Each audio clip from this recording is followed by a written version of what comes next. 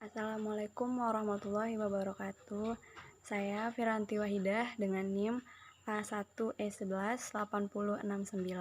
Di sini saya akan melakukan layanan informasi untuk memenuhi tugas UAS atau ujian akhir semester saya yang diampu oleh Bapak Ruli Andiaksa.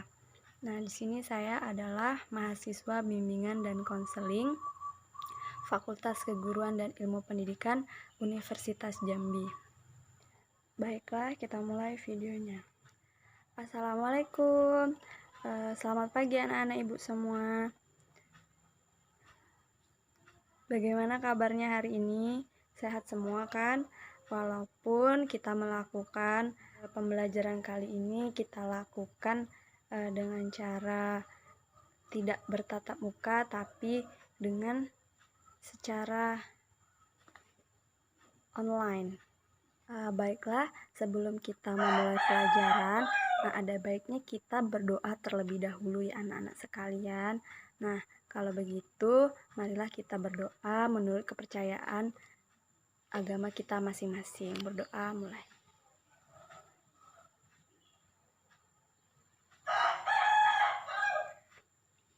Berdoa selesai. Apa kabar anak-anak ibu semua? Semoga dalam keadaan seperti ini tetap sehat dan tetap semangat melakukan aktivitasnya yang di rumah saja ya. Ini benarkan kelas 7A. Mungkin sebagian dari anak-anak ibu sudah kenal dengan ibu dan ada juga sebagian yang belum kenal. Ya walaupun semester kemarin ibu nggak masuk di kelas kalian. Nah, semester ini ibu masuk di kelas kalian.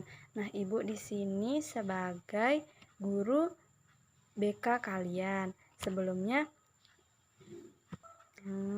semester kemarin mata pelajaran BK diampu sama Ibu Siti. Nah, sekarang Ibu yang akan menggantikan Ibu Siti. Nah, sebelumnya ada yang sudah tahu nama Ibu?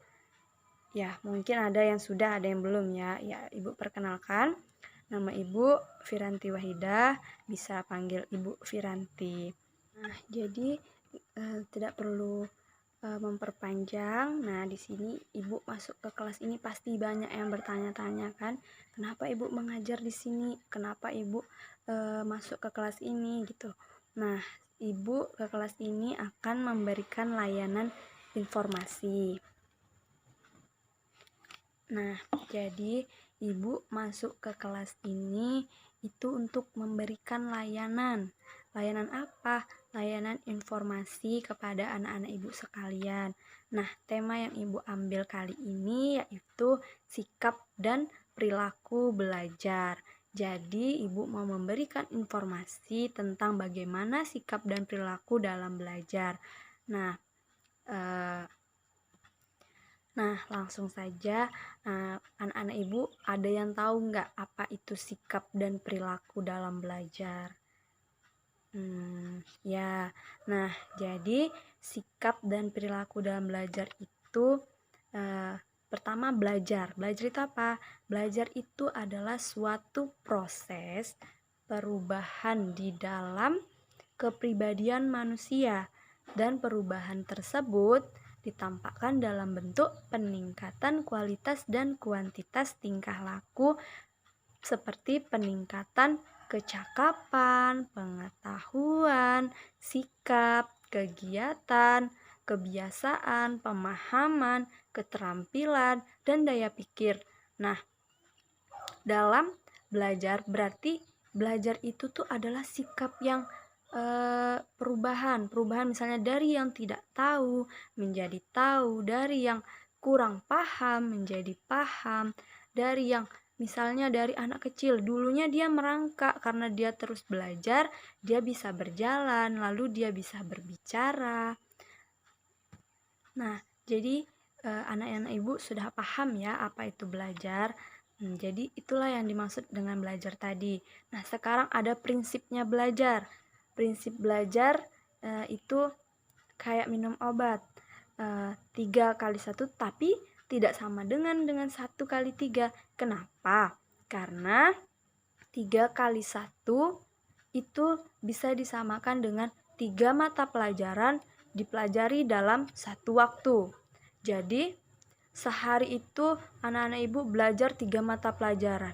Nah, itu tidak efektif. Kenapa? Karena yang pelajaran 1 itu belum selesai, anak ibu sudah belajar lagi yang kedua. Belum selesai, udah belajar lagi yang ketiga. Kayak mana yang efektif? Yang efektif itu satu kali itu 3. Jadi, dalam satu mata pelajaran diulang selama 3 kali. Jadi, satu pelajaran itu diulang terus diulang sampai 3 kali, berarti kan pemahamannya lebih. Nah, itu jadi kebiasaan belajar yang seperti itu akan lebih baik bila dibandingkan dengan belajar dalam satu waktu dengan materi yang banyak gitu. Ada lagi juga belajar dalam sistem kebut semalam atau membuat PR sistem kebut semalam. Tahu lah ya kan, SKS, sistem kebut semalam. Nah, itu cenderung merugikan anak-anak sekalian. Kenapa? Karena anak-anak mengerjakannya sekali lewat saja. Misalnya mau mengerjakan PR, besok pagi dikumpul, malamnya langsung dikerjakan. Nggak tahu lagi, besoknya ditanya lagi, nggak inget lagi. Nah, jadi SKS itu termasuk ke prinsip belajar yang tidak baik.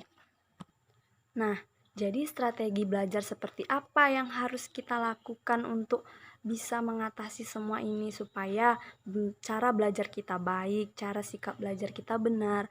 Nah, pertama itu adalah keadaan jasmani. Kenapa? Belajar itu memerlukan tenaga atau keadaan jasmaninya yang sehat. Kalau jasmaninya nggak sehat, misalnya lagi badannya demam, terus dibawa belajar, apakah itu akan fokus? Apa belajarnya nanti bakal maksimal?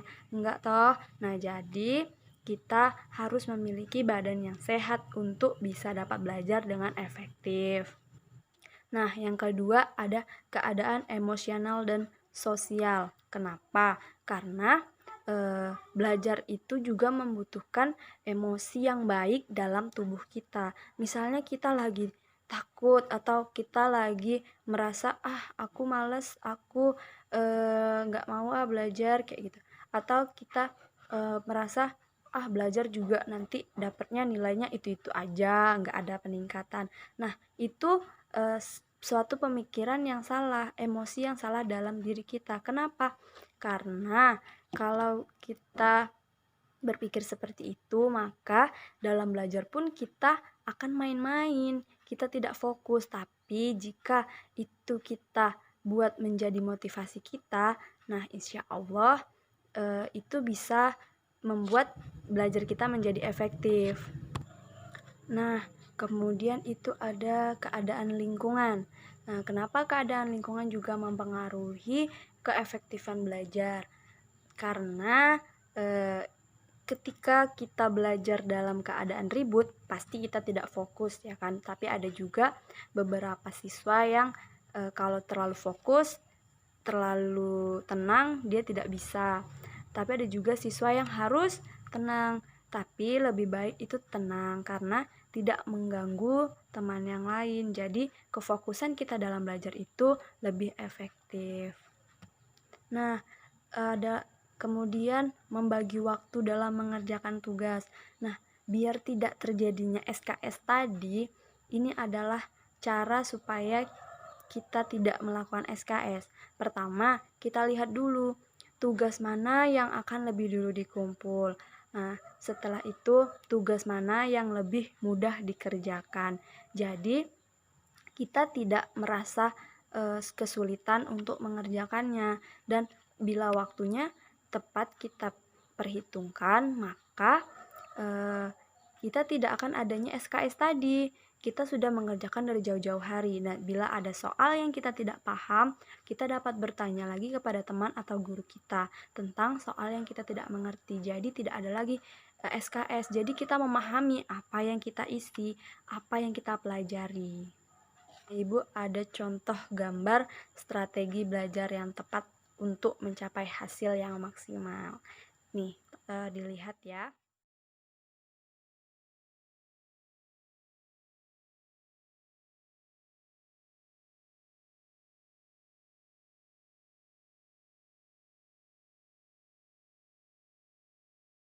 Bagaimana contoh-contoh yang Ibu berikan? Apakah anak-anak Ibu sudah mengerti tentang bagaimana sikap dan perilaku dalam belajar ini? Nah, ayo siapa yang bisa menyimpulkan yang telah kita pelajari tadi? Nanti tulis di kolom komentarnya ya setelah video ini selesai. Nah, baiklah, mungkin Ibu juga akan menyimpulkan, tapi anak-anak Ibu juga harus menyimpulkan dan Ibu akan lihat apa yang anak-anak simpulkan dari pembelajaran kita.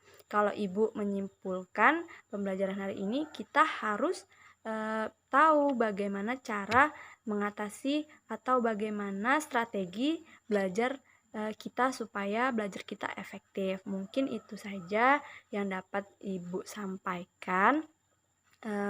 Lebih dan kurangnya Ibu mohon maaf. Tetap di rumah saja, jaga kesehatan, makan yang cukup, karena kita juga lagi puasa, jadi jaga kesehatannya. Bagi yang tidak berpuasa, tetap juga jaga kesehatannya. Nah, ya, mungkin segitu Ibu. Sebelum kita akhiri, marilah kita berdoa menurut agama dan kepercayaan kita masing-masing. Berdoa, mulai.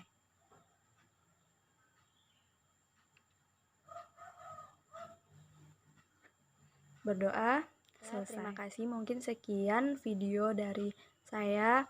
Saya ucapkan terima kasih. Assalamualaikum warahmatullahi wabarakatuh.